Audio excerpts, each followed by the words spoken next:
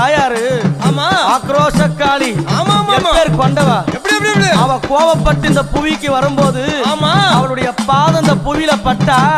இந்த உலகமே அழிஞ்சிடும்னு சொல்லும் போது பார்த்த சிவபெருமான் உடனடியாக ஓடி அந்த கீழே விழுந்தாரு. அவளுடைய திருமேனியான பாதம் சிவனுடைய மேல படணும். அவன் கோபம் தெளினு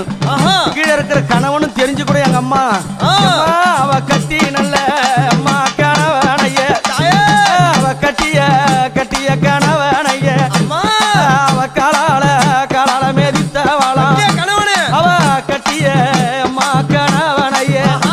அவ காலால அம்மா மேதித்தவளா